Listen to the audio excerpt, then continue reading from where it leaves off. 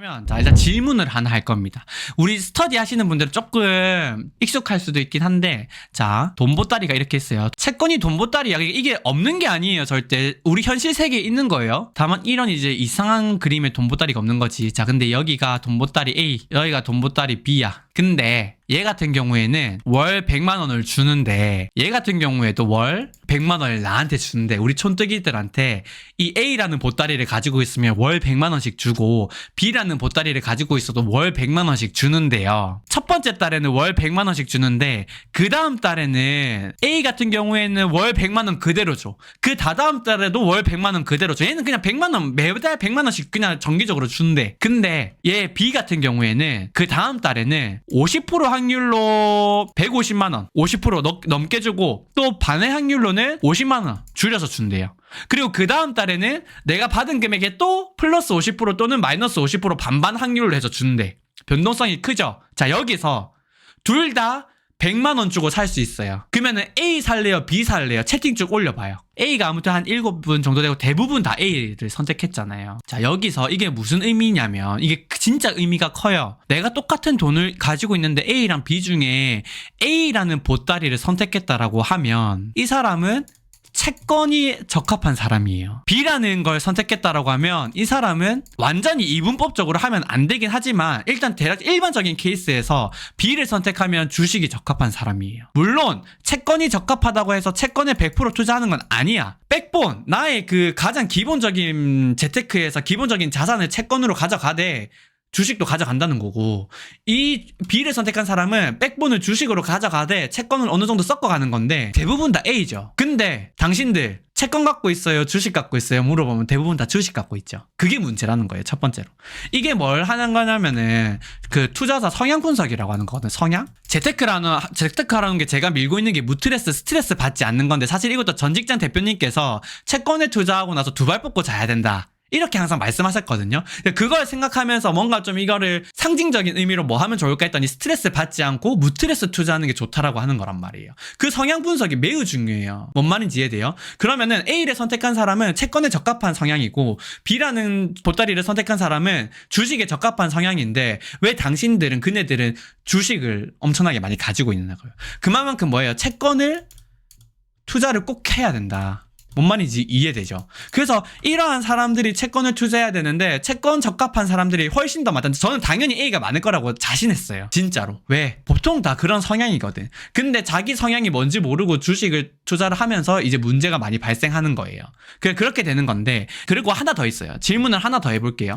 우리가 채권 투자에 적합한 성향이라는 걸 알았어요. 자, 그러면 채권에 대해서 조금 더 봐야 되는데, 2021년도에요. 이거는 현실을 다 반영한 예시예요. 2021년도에 보따리가 한 5개 정도 있었는데, 보니까 2021년도에는 한 35만원, 20만원, 아까 월 100만원이 이제 좀 내려왔어요. 20만원, 그 다음에 여기 또 한 27만원, 25만원 돈보따리 이런 식으로 주는 거예요. 21년도에 그랬다고요. 얘가 얼마에 거래됐냐면 만원에 거래가 됐어요. 만원에. 2021년도에 월 35만원, 20만원, 25만원, 27만원, 25만원 막 이렇게 주는데, 얘가 전부 다 만원에 거래됐다고. 이 주는 가격이 다른 이유는, 35만원 주는 애는 얘가 사실은 이 돈보따리를 사야 되잖아. 내가 만약에 50만원 주고 샀어. 근데 도망갈 위험이 큰 애예요. 그래서 35만원을 주는 거고, 20만원 주는데 만원인 이유는 얘 같은 경우에는 조금 자산 간 거야. 그래서 얘는 토낄 이유가 없어. 그래서 얘는 20만원인 거야. 근데 아무튼 이 돈보따리들이 전부 다 만원에 거래가 됐어요. 근데 이 세월이 2년이 흘러서 2023년이 됐잖아요. 근데 이때도 그러면은 2023년도에도 돈보따리들이 이렇게 형성이 된단 말이에요. 얘는 2021년도에 만들어진 돈보따리. 근데 얘 같은 경우에는 지금 보니까 한 60만원, 또 한 60만원, 뭐 한 78만원, 85만원, 90만원 이 정도로 주는데, 얘 가격이 지금 만원에 거래되고 있어요. 그러면 2021년도에 만원에 거래했던 이 돈보따리들도 이때도 있을 거 아니에요. 자, 그럼 여기서 질문. 이 돈보따리들은 만원보다 비싸게 거래가 되고 있을까요? 만원보다 싸게 거래되고 있을까요? 이거 비싸게 거래되고 있다라고 하는 사람 단 한 명도 없을 거예요. 그죠? 이게 뭐냐면, 금리예요, 금리. 금리가 3.5%면 35만원 주는 거고요. 금리가 2.7%면 27만원 주는 거고, 금리가 2.0%면 20만원 주는 거고, 2.5%면 25만원 주는 거예요. 근데 금리가 이제 어떻게 되는 거예요? 6.0%, 7.8%, 8.3%, 6.0%, 9.0% 되는 거죠. 자, 그럼 어떻게 된 거예요? 금리를 R로 할게요, R. 금리가 어떻게 했어요? 올랐죠. 금리가 오르면 기존에 있는 돈 보따리의 가격이 어떻게 된다고? 떨어진다고요. 돈 보따리로 이해하세요? 됐죠? 근데 예를 들어서 이게 60이 아니라 10, 15, 12, 11, 11이라고 해봐. 금리 어떻게 내렸지? 그러면 얘가 근데 10,000원이야. 그러면 얘네들 가격은 어떻게 되겠어요? 올랐겠죠. 그 개념이에요. 채권이라고 하는 게. 지금 채권에 대해서는 완벽하게 언급을 안 했어요. 근데 금리가 오르면 채권 가격이 떨어지고, 금리 가격이 내리면 채권 가격이 오른 이유를 알겠죠. 너무 당연한 경제 원리인 거예요. 그래서 그냥 단순히 금리가 오르면 채권 가격은 떨어져, 금리가 내리면 채권 가격은 올라, 반대다, 이렇게 그냥 외우지 마시고 여기에 대해서 이해를 하시라고. 그 다음에 또 하나 더 있어요. 질문 두 번째 뭐냐면, 질문 세 번째긴 한데, 자, 뭐냐면 여기 지금 2021년도에 발행한 돈 보따리 중에 25만원짜리 두 개가 있어요. 이제부터 어떻게 할 거냐면 얘를 A, 얘를 B라고 할게요. A라는 애가 있고 똑같아요. 조건 똑같죠? 그리고 B라는 애가 있어요. 근데 A라고 하는 애는 뭐냐면, 이게 얘네들이 돈 보따리가 평생 주는 게 아니라 딱 한 3개월, 3년, 10년 이런 식으로 딱 기간 동안 주는 거예요. 근데 A라고 하는 애는 3년 동안 준다라고 약속한 애고, B라고 하는 애는 똑같은 25만원이긴 한데 얘는 20년 동안 준다고 약속한 애예요. 근데 그 다음에 뭐예요? 2023년 2년이 지났죠? 2년이 지났는데 금리가 어마무시하게 올라서 60만원, 다 70만원, 80만원, 60만원, 90만원 주고 있어요. 근데 얘네들은 뭘 봐준다고? 25만원씩 주고 있다고. 그러면 자, 2년이 지났어요. 그러면 A는 몇 년 남았어요? 1년. B는 몇 년 남았어요? 18년 남았죠. 과연 돈을 적게 주는 돈 보따리인데 1년 남은 애랑 18년 남은 애랑 있어. 근데 지금 현재 다른 보따리들은 60만원, 78만원, 90만원 주고 있어. 그러면은 A라는 애랑 B라는 애가 있을 때 가격은 뭐가 더 저렴할까요? B 감사합니다. 왜 그러냐면 얘는 1년만 기다리면 내가 빌려준 돈 갚을 거 아니에요, 돈 보따리. 그러니까 내가 100만원을 주고 35만원, 25만원을 받았으면 이제 1년만 있으면 100만원 다시 돌려받는다고. 그러면 그걸로 뭐 하면 돼요? 높은 애들로 뭐 하면 돼? 높은 보따리로 재투자하면 돼요. 재투자 부담이 없잖아. 근데 얘는 18년이나 남았죠. 내가 얘를 18년 동안 갖고 있으면 25만원씩 18년 동안 계속 받아야 된다고. 금리가 지금 다른 애들은 이렇게 높게 주는데. 그럼 거기에 따른 기회비용이 어마무시하게 발생할 거 아니에요.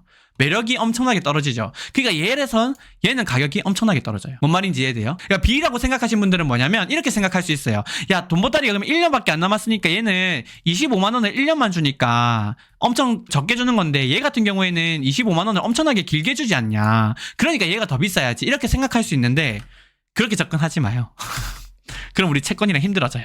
알겠죠? 그러니까 일선 뭐냐면 항상 기회비용을 따져야 되는데, 1년만 남은 애는 내가 재투자를 바로 할 수 있기 때문에 지금 당장은 힘들어도 좀만 기다리면 원금 받아가지고 재투자하면 된다. 그러니까 기회비용이 크게 발생 안 한단 말이에요. 근데 B는 18년이라는 기회비용이 발생할 수밖에 없기 때문에 매력이 엄청나게 떨어진다. 그래서 이걸 가지고 우리는 정리를 할 수 있어요. 자, 첫 번째 돈주머니의 특징이에요. 첫 번째 금리가 오르면 가격 프라이스는 떨어지고, 금리가 내리면 이 프라이스는 뭐하다?